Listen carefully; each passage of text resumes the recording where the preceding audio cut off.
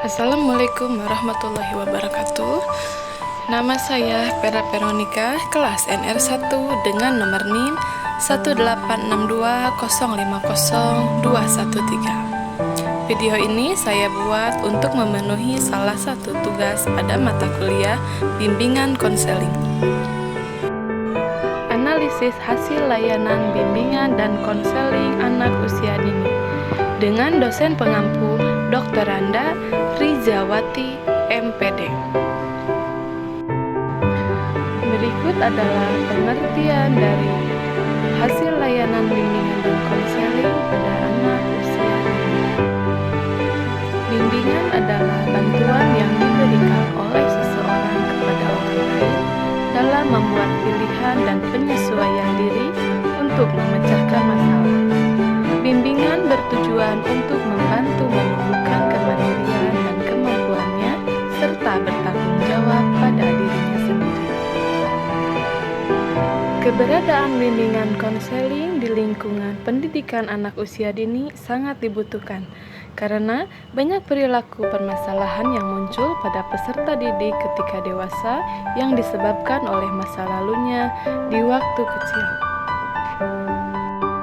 Adapun tujuan bimbingan konseling pada anak usia dini, menurut Gerdau, tujuan dilakukan bimbingan konseling untuk anak usia dini. Yang pertama, tujuan dasar memungkinkan anak memperoleh tingkat keharmonisan, pikiran, emosi, dan tingkah laku. Yang kedua, tujuan orang tua. Orang tua bertujuan membawa anaknya untuk mendapatkan terapi. Poin ketiga, tujuan konselor. Konselor sebagai dampak dari hipotesis yang dimiliki konselor tentang mengapa anak memiliki perilaku tertentu. Dan yang keempat, tujuan dari anak. Tujuan ini muncul selama sesi terapi dan secara efektif merupakan tujuan yang diinginkan anak, meskipun anak kadang tidak mampu untuk mengucapkannya. Untuk selanjutnya ada 10 prinsip bimbingan konseling anak usia dini. Yang pertama, bimbingan bagian penting dari proses pendidikan. Bimbingan diberikan kepada semua anak dan bukan hanya untuk anak yang menghadapi masalah. Selanjutnya, bimbingan merupakan proses yang menyatu dalam semua kegiatan pendidikan. Yang keempat, bimbingan harus berpusat pada anak yang dibimbing. Yang kelima, kegiatan bimbingan mencakup seluruh kemampuan perkembangan anak yang meliputi kemampuan fisik motorik, kecerdasan sosial maupun emosional. Bimbingan harus dimulai dengan mengenal kebutuhan dari seorang anak. Selanjutnya, bimbingan juga harus fleksibel dan sesuai dengan kebutuhan serta perkembangan anak. Dalam menyampaikan permasalahan, anak kepada orang tua hendaknya menciptakan situasi yang aman dan menyenangkan sehingga memungkinkan terjadinya komunikasi yang wajar dan terhindar dari kesalahpahaman. Bimbingan juga harus diberikan secara berkelanjutan.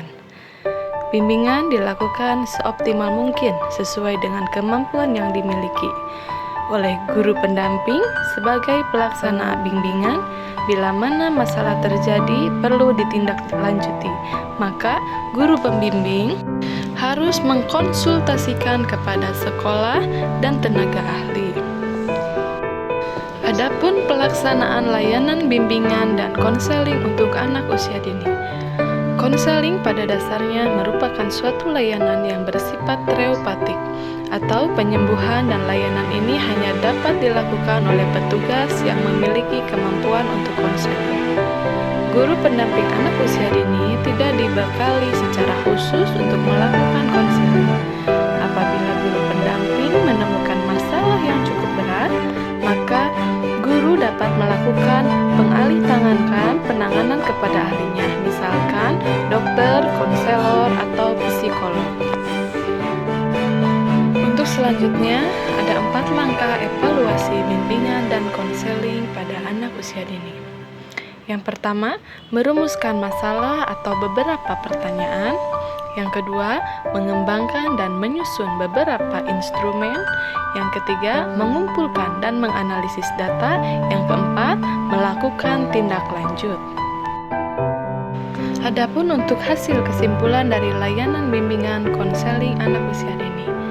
Bimbingan dan konseling anak usia dini merupakan upaya pemberian bantuan yang dilakukan oleh seorang guru terhadap anak usia dini, agar anak mampu mengatasi permasalahan yang dihadapinya. Dalam memberikan layanan bimbingan dan konseling pada anak usia dini, seorang guru dapat menggunakan beberapa langkah. Apabila dalam proses konseling guru tidak mampu mengatasinya, guru dapat mengalihtangankan kepada ahlinya. Untuk selanjutnya, layanan evaluasi merupakan layanan untuk mengetahui tingkat keberhasilan penanganan yang telah dilakukan seorang guru pendamping terhadap anak usia dini. Alhamdulillah, mungkin itu saja yang dapat saya sampaikan. Atas perhatiannya, saya ucapkan terima kasih. Wassalamualaikum warahmatullahi wabarakatuh.